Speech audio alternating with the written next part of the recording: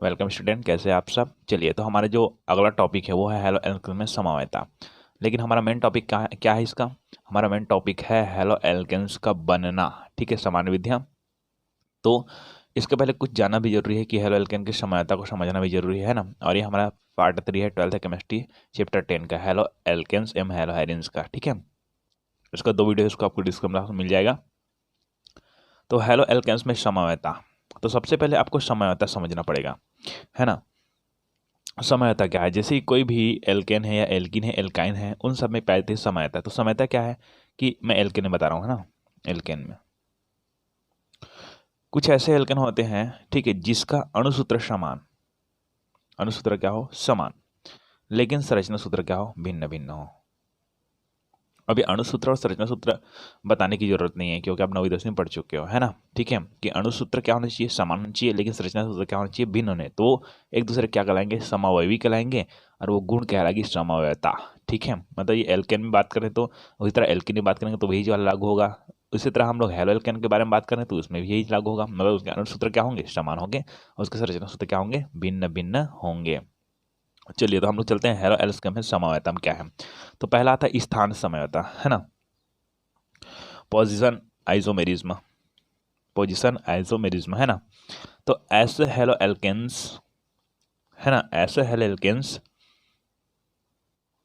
जिनके अणुसूत्र समान हो परंतु कार्बन श्रृंखला से जुड़े हेलोजन। क्योंकि हेलो एल्केन्स में क्या होता है कि कार्बन श्रृंखला के साथ कौन जुड़ा होता है, हेलोजन परमाणु जुड़ा होता है, ये आप जानते ही हैं, है ना। चलिए, मान लीजिए हमारे पास एक उदाहरण है C4H9Cl। ये आपके पास एक हेलो एल्केन है ना। ये हेलो एल्केन है अपने पास, ये आपका है। इसका संरचना देख लेते हैं हम लोग। कार्बन 4 है अपने पास, तो CH3 CH2, ये इसका हो गया अणुसूत्र। ठीक है, और यह बना हुआ है संरचना सूत्र, CH3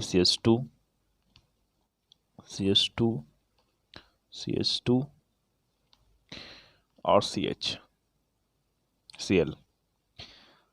3 2 5 2 7 8 9, 9 हाइड्रोजन और 4 कार्बन। ओके, इसमें हाइड्रोजन को ऊपर नीचे बनाया जाता है, लेकिन शॉर्टकट बनाया गया है। ठीक है, अब इसका नाम देख लेते हैं। इसका नाम है methane, ethane, propane, butane. Butane है ना। ठीक है, यहाँ हम लोग लिख देते हैं ब्यूटेन, ब्यूटेन। ठीक है, अब इसमें कौन सा हैलोजन समूह जुड़ा हुआ है, क्लोरीन। क्लोरीन को क्या बोलते हैं हम लोग, क्लोरो, क्लोरो। ठीक है, और कितने नंबर में क्लोरीन जुड़ा हुआ है, पहला नंबर, ये 1, ये 2, ये 3 और ये 4। तो पहले नंबर में तो ये 1 क्लोरो ब्यूटेन। ये सामान्य बोलते तो ब्यूटिल क्लोराइड, सामान्य नाम देखे तो ब्यूटिल क्लोराइड, है ना। अब ये ब्यूटिल क्लोराइड है। अब यहाँ पर देखिए कि मैं एक दूसरा संरचना बना रहा हूँ इसी चीज का। ठीक है, C4H9Cl, है ना, ये हो गया उसका अणुसूत्र फिर, है ना। अब मैं संरचना सूत्र बनाता हूँ, देखिए CH3CH2CH ये। अब मैंने क्लोरीन को यहाँ डाल दी। क्लोरीन पहले नंबर कार्बन में से लगा हुआ था, है ना। अब पहला, दूसरा, तीसरा और चौथा। तो अब ये दूसरे नंबर कार्बन से लगा हुआ है जो क्लोरीन है ना। तो ये हो जाएगा दूसरा नंबर से, मतलब 2 क्लोरो, है ना, methane, ethane, propane, butane, butane. ठीक है, अब ये दूसरा नंबर में लगा हुआ है और 2 कार्बन जुड़ा हुआ है, मतलब अपने पास सेकेंडरी है, secondary butyl chloride, secondary butyl chloride. अब देखिए इसका अणुसूत्र क्या है, समान है, लेकिन संरचना सूत्र देखिए क्या है, भिन्न भिन्न है। मतलब यही है कि ऐसे हेलोकेन जिनके अणुसूत्र समान हो, अणुसूत्र क्या हो, समान हो, परंतु कार्बन श्रृंखला से जुड़े हुए हेलोजन परमाणु भिन्न भिन्न, भिन्न भिन्न कार्बन परमाणु से जुड़े होते हैं। कार्बन की श्रृंखला से जुड़े, ये जो कार्बन की श्रृंखला है उस श्रृंखला से जुड़े हैलोजन परमाणु, हैलोजन परमाणु कौन है, ये क्लोरीन है ना, भिन्न भिन्न कार्बन परमाणु से जुड़े होते हैं। मतलब पहली बार ये पहला नंबर कार्बन से जुड़ा हुआ था, अब ये दूसरा नंबर कार्बन से जुड़ा हुआ है, ठीक है। मतलब भिन्न भिन्न कार्बन परमाणु से जुड़े होते हैं, तब इसे स्थान समवायवी तथा इस समवायता को स्थान समवायता कहलाते हैं, कहते हैं, ठीक है। ओके, तो ये हो गया स्थान समवायता। दूसरा हम लोग चलते हैं श्रृंखला समवायता में। श्रृंखला समवायता है क्या, एकदम सिंपल टॉपिक है। चलिए, तो इस प्रकार की समवायता में, इस प्रकार की समवायता में दो या दो से अधिक हैलो एल्केन्स के अणुसूत्र समान होते हैं। देखिए, अणुसूत्र ही समान रहेगा ना, बाकी सब भिन्न रहेगा, बाकी देखते हैं हम लोग, है ना। परंतु कार्बन श्रृंखलाओं की संरचना में अंतर होता है। अभी इसमें क्या अंतर होता था ऊपर वाला में, ऊपर वाला में क्या होता था कि हैलोजन परमाणु है वो कार्बन परमाणु से भिन्न भिन्न जगह पर जुड़ा होता था, ठीक है। अब इसमें क्या बोले, केवल कार्बन जो श्रृंखला है उसकी संरचना में ही भिन्नता होती है, हैलोजन की बात नहीं हो रही यहाँ पर, है ना, हैलोजन की बात नहीं हो रही। यहाँ पर क्या हो रहा है कि डायरेक्टली कार्बन की जो श्रृंखला है उसकी संरचना में परिवर्तन होगा, है ना। तो कैसे होगा देखिए ध्यान से, कि एक हम लोग एक उदाहरण लेते हैं C5H11 ये, ठीक है। तो यदि हम इसका संरचना बनाते हैं तो बन जाएगा CH3 CH2 CH2 CH2 CH2, 3 2 5 10 7 2 9 10 11, okay, ये क्लोरीन। तो ये पहला हमारा जो है मतलब 1 chloro methane ethane propane butane pentane, 1 chloro pentane, ठीक है।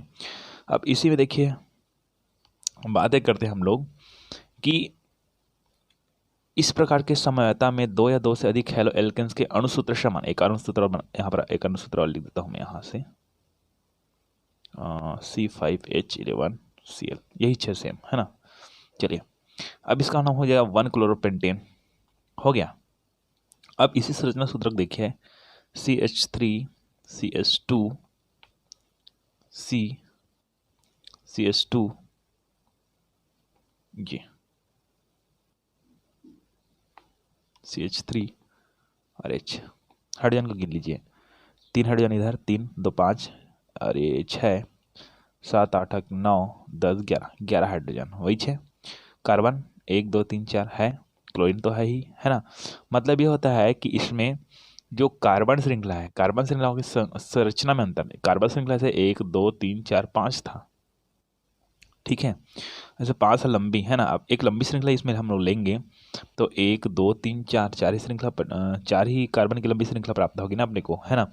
मतलब इस जगह पेंटेन यूज हो रहा था तो यहाँ पर पेंटेन नहीं होगा यूज, क्योंकि यहाँ पर मिथिल समूह आ गया ना अपने पास, यहाँ पर CH3 बाहर हो गया। यदि हम लोग 1 2 3 4 इधर से करेंगे, 1 2 3 4 तो भी क्लियर है, 1 2 3 4 यहाँ से भी क्लियर, लेकिन हम लोग यहाँ से शुरू करेंगे, ठीक है, क्लोरीन से। तो 1 2 3 4, है ना। अब इसका नाम क्या हो जाएगा कि क्लोरीन कितना नंबर जुड़ा है, पहला नंबर जुड़ा है, तो ये हो जाएगा 1 क्लोरो। अब दूसरा नंबर में जुड़ा हुआ है मेथिल, तो हो जाएगा 2 मेथिल,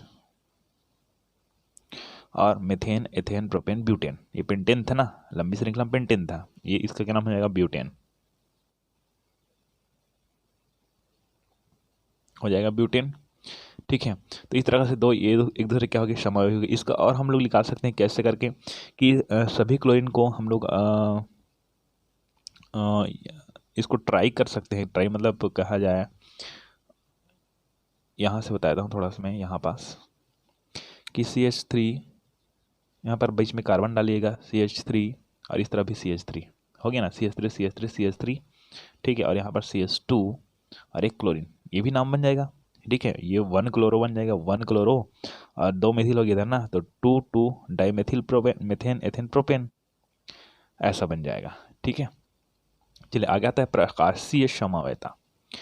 ये एकदम सिंपल है, इसको मैं ज़्यादा डिटेल नहीं करूँगा कि इस प्रकार की समवायता असम्मित कार्बन परमाणु की उपस्थिति के कारण होता है। असम्मित, सम्मित मतलब क्या होते हैं, ये देखिए पेड़ का एक पत्ता है, इसको हम लोग ऐसे बराबर काटते हैं, ठीक है, 2 बराबर भागों में बढ़ जाता है तो उसको सममिति बोलते हैं।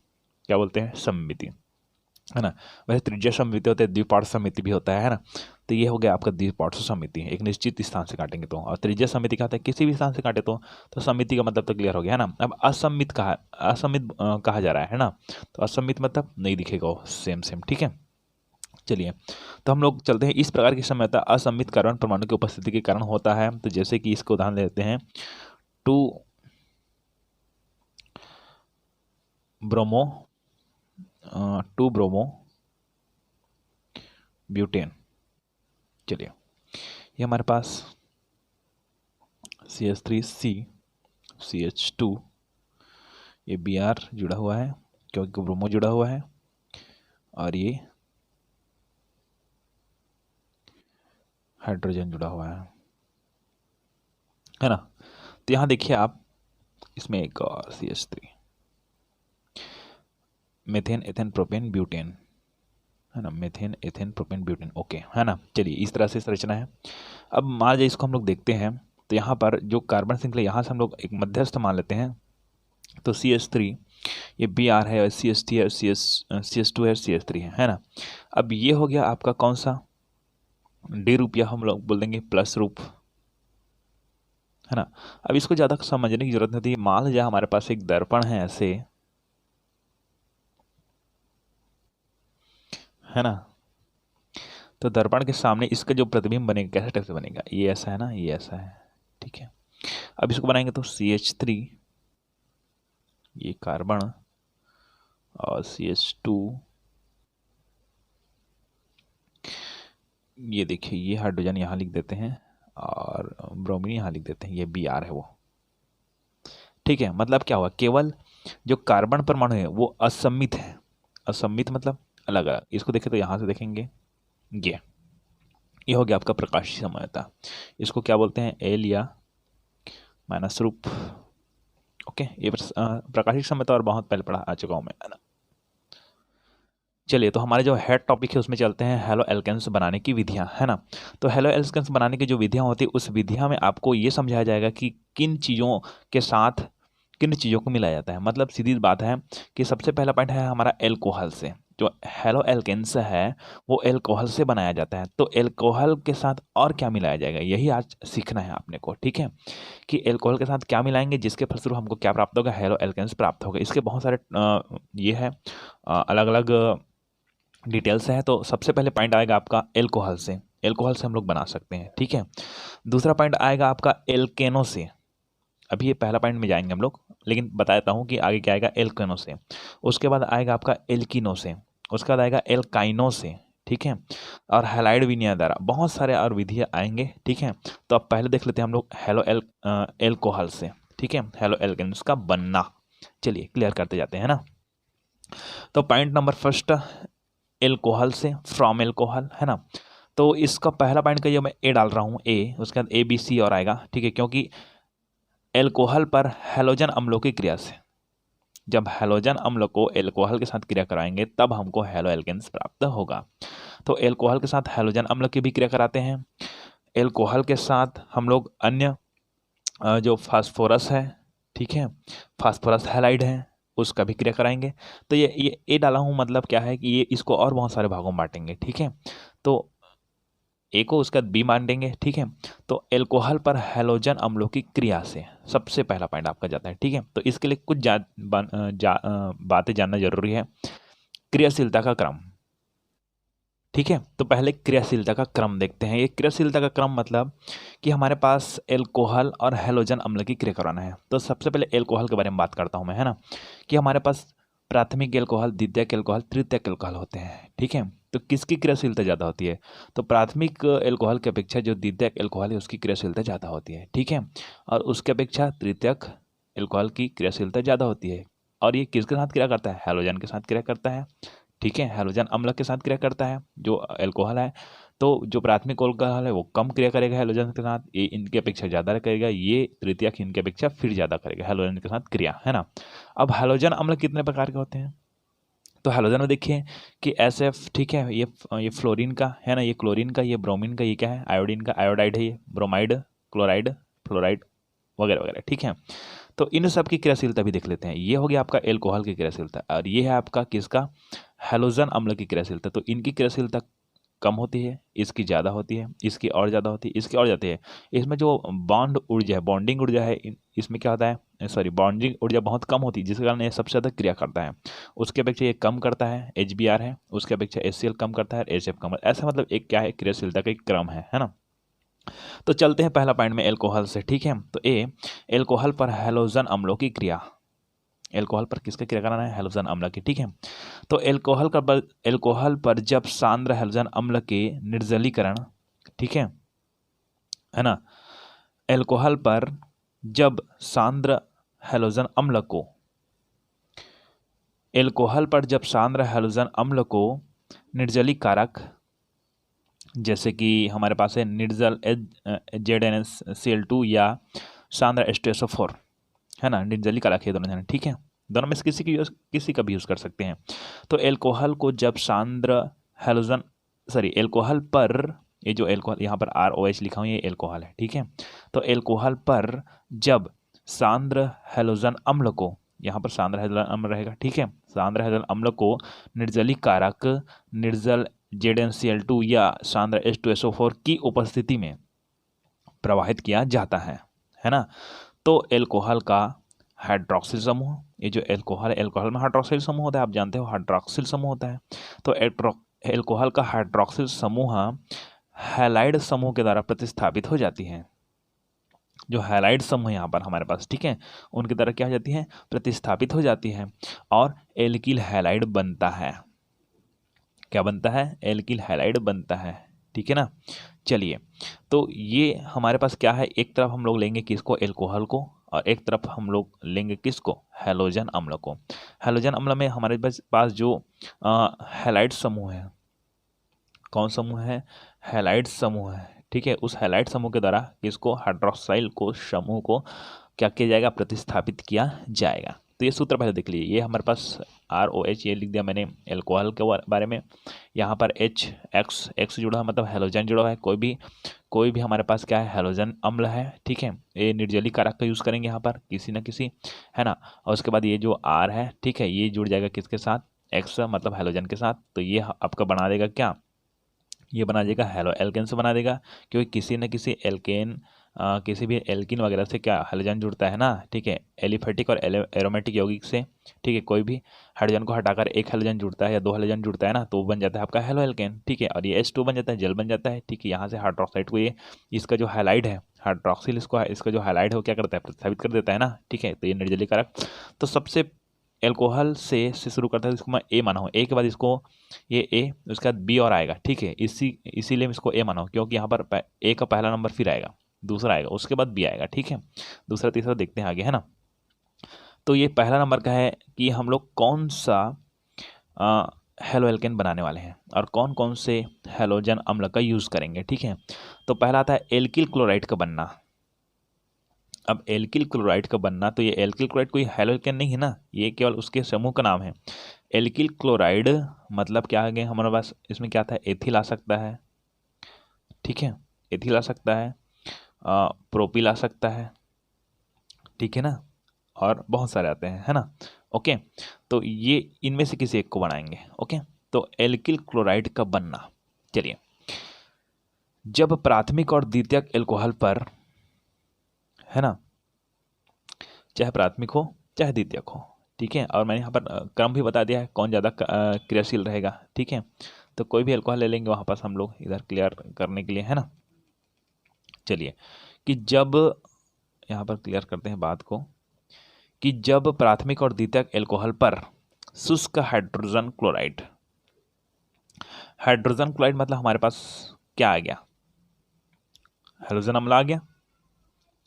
जब प्राथमिक एवं द्वितीयक एल्कोहल पर हाइड्रोजन क्लोराइड या सांद्र हाइड्रोक्लोरिक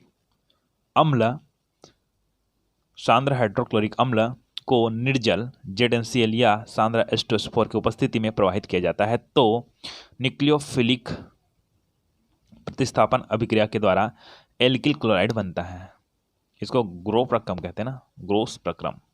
यहाँ पर क्वेश्चन ही बनता है ग्रोस प्रक्रम क्या है, ग्रोस प्रक्रम ज़्यादा है, लुसेंग लुकेस रीजेंट भी बोलते हैं इसको, लेकिन ग्रोस प्रक्रम ज़्यादा चलता है। ठीक है, तो यहाँ पर क्वेश्चन बन जाएगा ग्रोस प्रक्रम क्या करके, या तो एल्किल क्लोराइड का बनना समझाइए। ठीक है, तो एल्किल क्लोराइड में कौन है, किसी को भी उदाहरण दे सकते हो, एथिल का दे सकते हो आप लोग। ठीक है, तो जब प्राथमिक और द्वितीयक एल्कोहल पर है ना शुष्क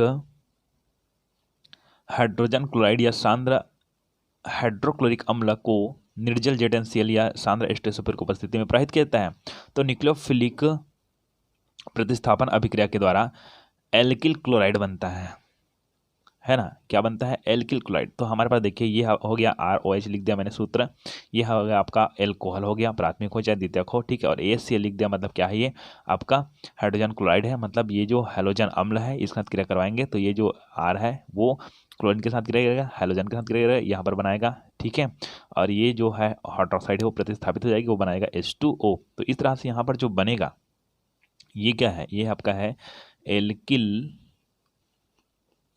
क्लोराइड, है ना।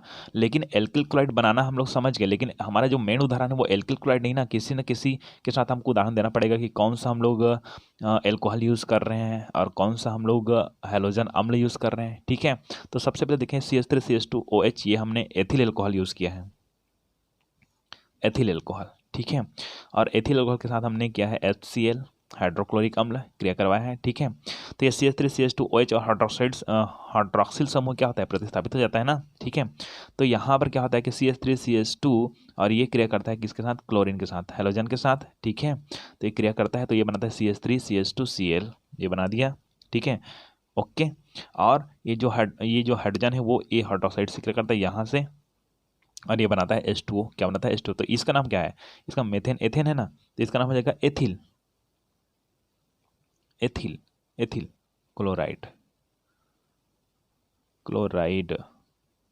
तो ये जो एथिल क्लोराइड बना है ना वही हमारा क्या है, एल्किल क्लोराइड है। ठीक है ना, मतलब एल्किल क्लोराइड का बनना।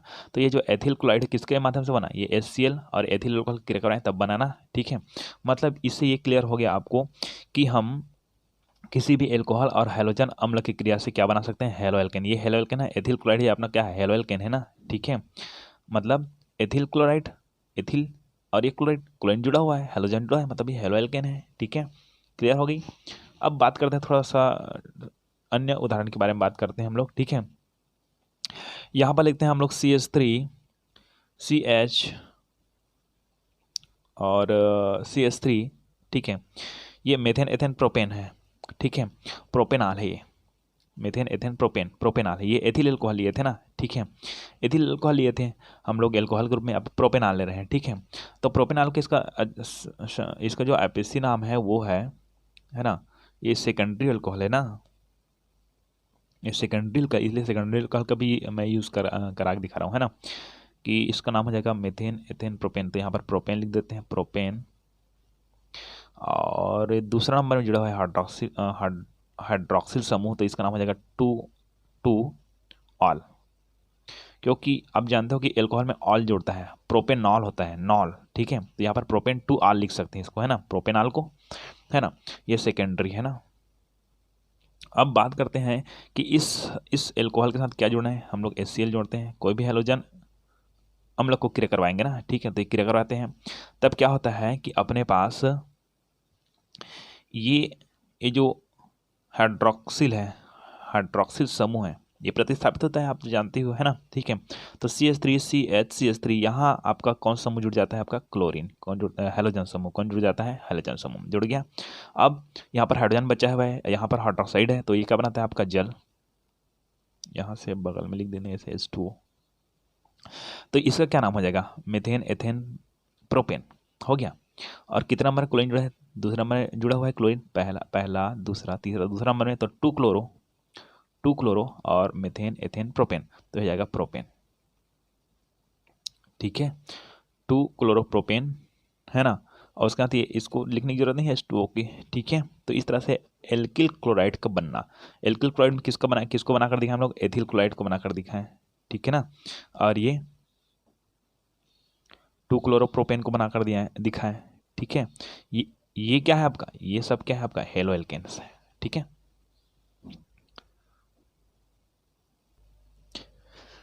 चलिए, तो पहला एल्किल क्लोराइड बनाना सीख गए, अब हम लोग चलते हैं एल्किल ब्रोमाइड का बनना, है ना। तो एल्कोहल को 48% HBr के साथ गर्म करने पर एल्किल ब्रोमाइड बनता है ना। एल्कोहल से क्रिया कर पढ़ रहे हैं ना पूरा पूरा हम लोग, है ना। तो एल्कोहल का हम लोग क्या करेंगे कि 48% जो HBr है, ठीक है, हमारे पास जो अम्ल हैलोजन अम्ल है ना HBr, ठीक है, उनके साथ हम लोग गर्म करेंगे तो हमको क्या प्राप्त होगा, ब्रोमाइड प्राप्त होगा, ठीक है। और एक चीज़ और मैं बताना चाह रहा हूँ आपको कि हमारे पास है वो HBr है उपलब्ध होता है कि नहीं होता है। जो हमारे पास ये, ठीक है, ब्रोमीन के जो हैलोजन अम्ल है वो क्या होता है, अस्थायी होता है। मतलब कहा जाए इसको पहले प्राप्त करवाना पड़ता है ना। इसलिए पहले हमको HBr कैसे प्राप्त करें इसको मैं थोड़ा सा बताना चाहता हूँ कि ये तो क्लियर हो गया एल्किल ब्रोमाइड कैसे बनता है। जब एल्कोहल को 48% HBr के साथ गर्म करते हैं तो एल्किल ब्रोमाइड बनता है ना। ये तो क्लियर हो गया। अब पहले तो हम लोग को HBr बनाना है तो क्या करेंगे, अपने पास है थोड़ा सा तरीका बताता हूँ कि जो KBr है अपने पास, ठीक है, KBr उसको H2SO4 के साथ हम लोग क्रिया करवा देते हैं तो ये जो पोटेशियम है ना, वो क्रिया करता है सल्फेट के साथ, है ना। और एक हाइड्रोजन है ये जुड़ जाता है किसके साथ, अपने पास है हाइड्रोजन है वो ब्रोमीन के साथ, ठीक है। तो ये बनता है HBr, क्या बनता है HBr। इस तरह से हमको HBr तब अब HBr को हम लोग एल्कोहल के साथ क्या करवाएंगे, क्रिया कराएंगे, ठीक है। तो ये वाला पहला समीकरण आपको लिखना जरूरी है ना। और नहीं लिखेंगे तो भी चल जाएगा, ठीक है, बट थोड़ा सा बताना पड़ता है अपने को HBr कैसे बनता है करके, ठीक है। अब मेन चलते हैं कि एल्कोहल को 48% HBr के साथ गर्म करने पर, ठीक है। तो एल्कोहल हमारे पास ROH ये एल्कोहल है, ठीक है, उसको किसके साथ, HBr के साथ क्या करेंगे हम लोग, क्या करेंगे, गर्म करेंगे। किसकी उपस्थिति में, कोई ना कोई हमारे पास एक चीज़ रहेगा निर्जल ZnCl2, ठीक है ना। ये ओके, ये आपका क्या कहलाता है, ये आपका निर्जलीकारक कहलाता है, ओके। तो इससे क्या होगा कि जो एल्कोहल है उसका जो हाइड्रोक्साइड समूह है वो प्रतिस्थापित हो जाएगा और वो जल बना देगा यहाँ पर, ठीक है। और ये जो यहाँ पर जो समूह है वो ब्रोमीन के साथ जुड़ेगा और यहाँ पर बनाएगा आपका एल्किल ब्रोमाइड बनाएगा, क्या बनाएगा, एल्किल ब्रोमाइड, ठीक है। एल्किल समूह है ना अपने पास तो एल्किल ब्रोमाइड बनाएगा। तो देखिए यहाँ पर देखिए ना, यहाँ पर देखिए मेन इसका ROH मतलब क्या है, आपके पास एल्कोहल है और क्या है हमारे पास HBr है। HBr है मतलब कौन है अपने पास है क्या, हैलोजन अम्ल है। क्रिया कराएंगे H2 बनेगा, H2 की तरफ लिखना आप लोग, ठीक है।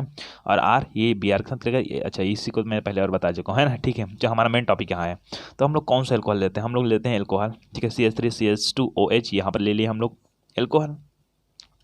और CH3CH2OH कौन है भाई, एथिल एल्कोहल, आप तो जानते ही है ना, एथिल एल्कोहल है ना। और HBr ये क्रिया करवाते हैं तब क्या होता है कि यहाँ से जो हाइड्रोजन है ये H2O कर बनाता है और यहाँ पर CH3CH2 और ये ब्रोमीन के साथ जुड़ता है और ये बन जाता है आपका एल्केन, ठीक है। तो सॉरी हेलो एल्केन, क्या बनाते हैं, हेलो एल्केन, ठीक है। तो ये हो जाएगा आपका कौन सा हेलो एल्केन, एल्किल का सॉरी यहाँ पर हम लोग क्या लिखते थे इसको, एल्किल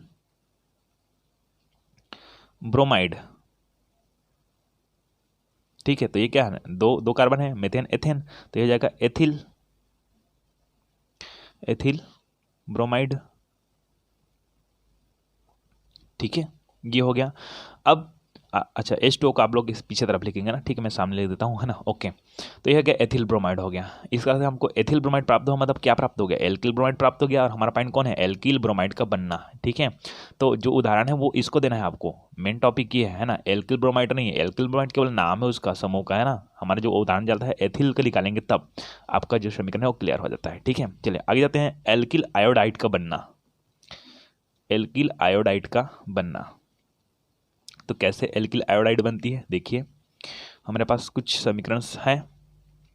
तो एल्कोहल को 57% HI, ये क्या है, HI कौन है भाई, ये आपका हैलोजन अम्ल है, ठीक है ना, के साथ, है ना,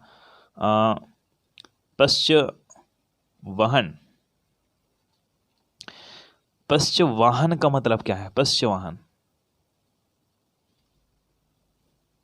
जो हमारे जो पश्चवाहन क्रिया है ना, वो पश्चवाहन क्रिया के फलस्वरूप क्या करता है कि एल्किल आयोडाइड बनता है। पश्च बाद में मतलब एल्कोहल के जो एल्कोहल है उसको संधारण पढ़ना HCl के साथ पश्चवाहन बाद में हम लोग क्या करेंगे, उसको वहन मतलब इसको धारण करना, ठीक है, पकड़ना है ना। पश्चवाहन करने पर एल्किल क्लोराइड बनता है। अब देखिए कि हमारे पास ROH लिख दिया मैंने, ये सूत्र बार बार लिख रहा हूँ ना हर बार ना, और किसके साथ HI मतलब क्या है अपने पास है ये जो हैलोजन अम्ल है, ठीक है, इसके साथ क्या कराते हैं, तो ये देखिए ये इसका क्या कर देता है, प्रतिस्थापन कर देता है, H2O बनाता है, और ये R है किसके साथ जुड़ता है, I के साथ जुड़ता है, मतलब आयोडीन के साथ जुड़ता है, तो ये आपका बन जाएगा क्या, एल्किल क्लोराइड। एल्किल समूह बोलते हैं तो एल्किल क्या बन जाएगा, क्लोराइड, सॉरी क्लोराइड नहीं आयोडाइड है, आयोडाइड। अब इसमें उदाहरण देना है तो किसका देते हैं हम लोग, यहाँ पर फिर एल्कोहल ले लेते हैं, एक यही एल्कोहल लेते हैं, एथिल एल्कोहल, एथिल एल्कोहल, ठीक है, और HI के साथ क्रिया करवा देते हैं, तो ये आएगा, ये इसको प्रतिस्थापित कर देगा, ये बनाएगा H2O, ठीक है, और ये CH3 CH2 ये I, तो ये हो जाएगा एथिल आयोडाइड, है ना। और आपको मैं बता दिया था कि प्राथमिक अल्कोहल द्वितीयक अल्कोहल में जो तीसरा अल्कोहल है सबसे ज़्यादा क्रियाशील होता है, द्वितीयक वो कम होता है, और प्राथमिक होता है वो भी कम होता है इसके अपेक्षा, ठीक है। ओके, तो ये हो गया एल्किल आयोडाइड का बनना। चलिए तो आगे क्या है, एल्कोहल का फास्फोरस हैलाइड से क्रिया। अब देखिए यही पर देखते हैं एक बात हम लोग, ये एल्कोहल से शुरू किए थे हम लोग, उसमें से एल्कोहल से शुरू किए थे, उसमें से मैं पहला पॉइंट दिया था एल्कोहल पर हैलोजन अम्ल की क्रिया, और उसको 1 2 3 करके फिर माना था, एल्किल क्लोराइड बनाना, ब्रोमीन क्लोराइड बनाना, आयोडो क्लोराइड बनाना, ठीक है।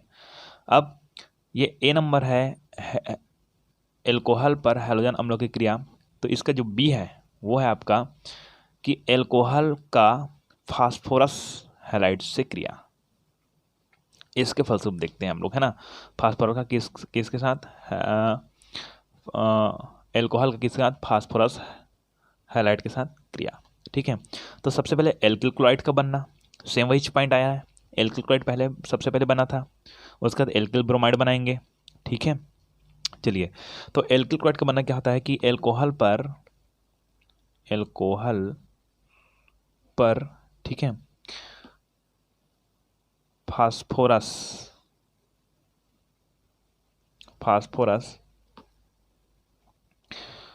पेंटाक्लोराइड, एल्कोहल पर फास्फोरस पेंटाक्लोराइड, या दोनों में से हम लोग यूज़ कर सकते हैं, टेट्राक्लोराइड का भी यूज़ कर सकते हैं, टेट्राक्लोराइड, है ना, की क्रिया से क्या बनता है, एल्किल क्लोराइड बनता है, शॉर्टकट, ठीक है। चलिए तो बात करते हैं, वही सूत्र फिर लिखूंगा मैं, ROH लिख दिया मैंने, ये क्या हो गया आपका एल्कोहल हो गया, और ये PX5 लिखा हूँ, इसका मतलब क्या है, ये कोई है आपका क्या है, फास्फोरस हैलाइड है। फास्फोराइड हैलाइड मतलब पहले हम लोग हैलोजन अम्ल का यूज़ करते थे, इस जगह हम लोग यूज़ करेंगे फास्फोरस हैलाइड का यूज़ करेंगे, और फास्फोरस हैलाइड में पेंटा भी यूज़ कर सकते हैं, और हमारे पास ट्राई भी यूज़ कर सकते हैं, ट्राइक्लोराइड भी यूज़ कर सकते हैं। तो देखिए क्या करते हैं, PX ये पेंटा, यहाँ पर ये X लिखा हूँ, X मतलब इस सूत्र को पहले समझिए, उसका समीकरण ऑटोमेटिक समझ आ जाएगा कि PX5 लिखा हुआ है, एकदम सिंपल भाषा में बता रहा हूँ, है ना, PX5 लिखा हुआ है, इस मतलब ये पेंटाक्लोराइड 5 है, तो ठीक है। अब क्या करते हैं कि इनमें से जो हैलोजन है 5 हैलोजन है, ठीक है, तो आप पहले तो जानते हो कि कोई भी समूह है एल्किल समूह के साथ एक हैलोजन जुड़ता है, और एक हैलोजन जुड़ता है मतलब मोनो वाला बनाता है, मोनो हैलोएल्केन बनाता है। तो यहाँ से अगर मैं एक हैलोजन बाहर करता हूँ तो ये हाइड्रोजन R के साथ, R मतलब कोई समूह ना, एल्किल समूह, ठीक है, इनके साथ क्रिया करता है तो ये बनाता है RH बना देता है, ओके। अब कितना हैलोजन बचे इसके पास, 4 हैलोजन बचा, इसमें से 4 हैलोजन है वो हमारे पास क्या लेता है, आपके फास्फोरस और ऑक्सीजन लेकर, ठीक है। ये PO हमारे पास ये PO करके यहाँ पर 3 हैलोजन ले लेता है, कितना हैलोजन लेता है, 3 हैलोजन, है ना। POCl3 बनाएगा, या तो समझ रहे हैं ना, POCl3 तीन अगर क्लोरीन के बारे में बात करते हैं तो Cl3 बना देगा, ठीक है ना, क्लियर हुई बात मेरी, क्लोरीन होगा तो PCl3 बना देगा, ठीक है, और अलग अलग तरीके से बनाएगा, ठीक है। और इस 5 में से एक हैलोजन यहाँ गया, 3 हैलोजन यहाँ गया, तो एक हैलोजन अब बच जाता है, जो एक हाइड्रोजन बचता है उसमें से एक हाइड्रोजन इधर बचा हुआ है ना, ठीक है, हैलाइड समूह, सॉरी यहाँ पर हाइड्रोक्सिल समूह बचा हुआ है ना, इसमें से ऑक्सीजन तो गया, फास्फोरस यहाँ से गया, और एक हाइड्रोजन यहाँ से गया, अब 3 हाइड्रोजन यहाँ गया, अब एक हाइड्रोजन, 3 और 1 4 हो गया ना, तो एक हाइड्रोजन और बचा हुआ है ना, ठीक है, वो किसके साथ जाता है, हाइड्रोजन के साथ जाता है, तो ये हो जाएगा HX, ठीक है। अब इसको हम लोग समझते हैं थोड़ा से किसी अल्कोहल के साथ, तो हम लोग लेते हैं एथिल अल्कोहल ही लेते हैं, CH3CH2OH ये ले लिया मैंने एथिल अल्कोहल, PCl5, इसके साथ क्या करवाते हैं, ठीक है ना। अब आप ये जानते हो कि यहाँ पर ये जो समूह है, ठीक है, ये जो CH3CH2 है वो आपका कितने एक हाइड्रोजन से क्या करता है, तो ये बन जाएगा आपका CH3CH2Cl, ये हमको प्राप्त हो गया, ठीक है। अब हमारे पास है कि जो फास्फोरस है, ये फास्फोरस है वो ऑक्सीजन से क्या करता है आप जानते हो, ठीक है, तो ये बना जाएगा आपका POX3 लिखा हो ना यहाँ पास, ठीक है, मतलब X कौन हेलोजन है ना, तो 3 हेलोजन यहाँ से लेगा ना, तो क्लोरीन लेगा, ठीक है। फास्फोरस ऑक्सीक्लोराइड हो गया, ये ऑक्सीजन जुड़ा हुआ है तो फास्फोरस ऑक्सीक्लोराइड हो गया, ठीक है ना। और हमारे पास ये है H बचा हुआ है और हेलोजन एक हेलोजन, तो देखिए एक क्लोरीन यहाँ गया, 3 क्लोरीन यहाँ गया, ठीक है, 3 1 4 हो गया, और हमारे पास 5 क्लोरीन है ना, तो एक क्लोरीन को यहाँ ले लेते हैं HCl, बात समझ आइए आपको, है ना। तो इस तरह से अपने पास देखिए कि हमारे पास ये एथिल क्लोराइड बन रहा है, एथिल क्लोराइड। ये जो एथिल क्लोराइड कौन है, एल्किल क्लोराइड है ना, ये एल्किल क्लोराइड है ना, यहाँ पर जो बनता है RH से बना हुआ है, ये क्या है आपका एल्किल क्लोराइड है ना, एल्किल क्लोराइड, तो ये बना है वो क्या है एथिल क्लोराइड, हमको मिल गया एथिल क्लोराइड, हेलो एल्केन मिल गया, ठीक है। तो इस तरह से आप ट्राई में भी यूज़ कर सकते हो, है ना। ट्राई में यूज़ करने के लिए आपको CH3CH2OH तो PCl3 का यूज़ करना पड़ेगा अपने को, ठीक है। तो यहाँ पर CH3 हो जाएगा, CH2Cl हो जाएगा यहाँ पास, ठीक है, एक क्लोरीन यहाँ पर निकल गया। अब बात करते हैं कि हमारे पास और कितने क्लोरीन है भाई, और हमारे पास कितने क्लोरीन है, और इस क्लोरीन के साथ हमारे पास एक अच्छा इसका मैं सूत्र बनाता हूँ, उससे क्लियर हो जाएगा आपको कि ROH प्लस PX3, ये PX5 में बनाया था ना, है ना, और हम लोग करेंगे RX प्लस यहाँ पर P था ना, ठीक है, ओके, P तो आएगा ही आएगा, और साथ में ये बना देगा आपका एक हाइड्रोजन यहाँ से लेगा, तो इसके बाद तो 3 ही क्लोरीन है ना, ओके, तो ये हो जाएगा आपका H3PO3 बनाएगा ये आपको समझना है, ठीक है। अब ये फास्फोरस अम्ल है ना, फास्फोरस अम्ल है ये अपने पास। अब यहाँ से हम क्या करते हैं कि यहाँ से यहाँ से ले लेते हैं, ओके, यहाँ से CH3 हो गया इधर, और ये RX से जुड़ गया, तो एक क्लोरीन जुड़ गया अपने पास, एक क्लोरीन जुड़ गया, तो यहाँ पर एक हाइड्रोजन यहाँ से जुड़ जाएगा, तो एक H3PO3 ऐसा बना देगा।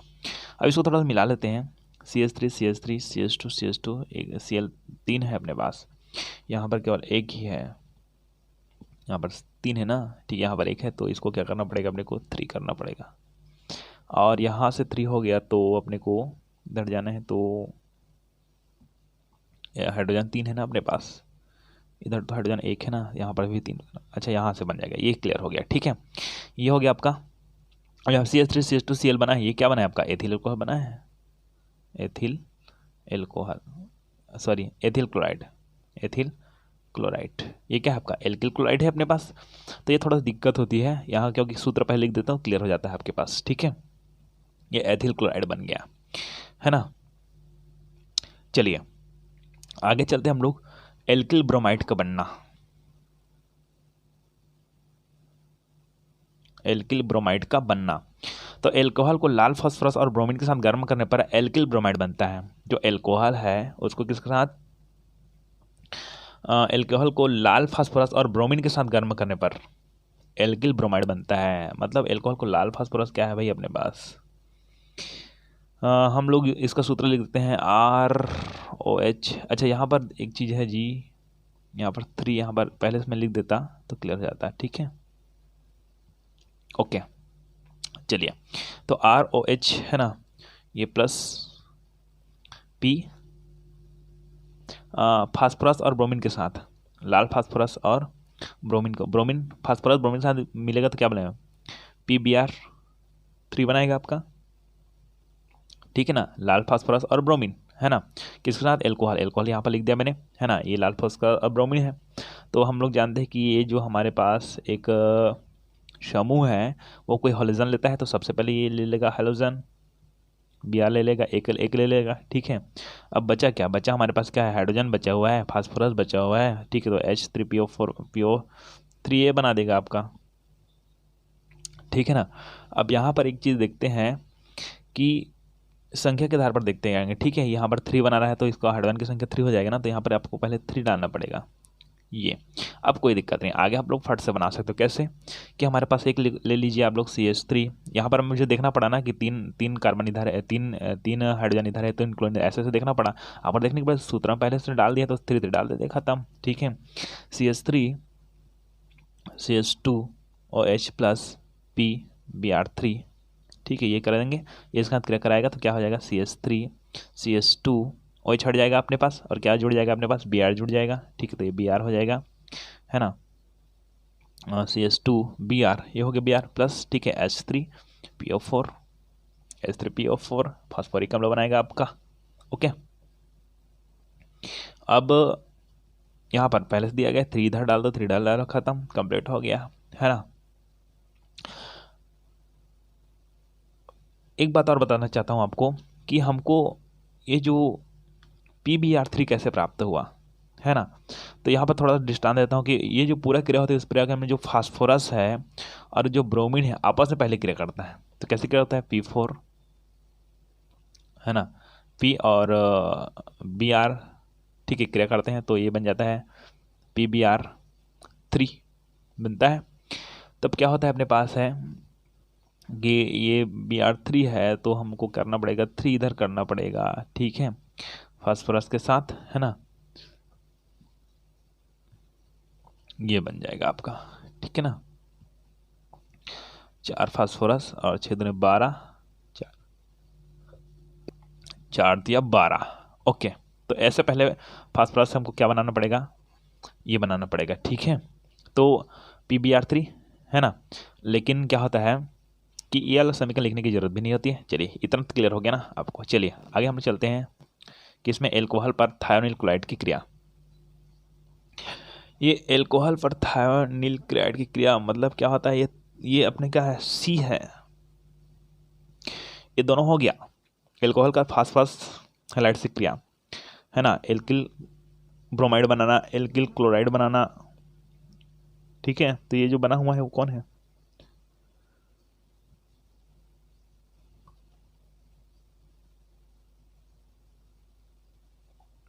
Ethyl bromide. ये अब पहला ए आया था फास्फोरस हैलाइड से क्रिया एल्कोहल का। ठीक है, उसका दूसरा आया एल्कोहल का पहला आया था एल्कोहल का हैलोजन अम्ल से क्रिया, दूसरा आया था एल्कोहल का फास्फोरस से क्रिया, अब तीसरा आ रहा है आपका एल्कोहल का थायोनिल क्लोराइड की क्रिया, इससे थायोनिल क्लोराइड से क्रिया। तो कैसे कैसे क्रिया होती है भाई, देखिए ध्यान से है ना, कि पिरिडिन की उपस्थिति में, पिरिडिन तो जानते हो आप लोग, पिरिडिन की उपस्थिति में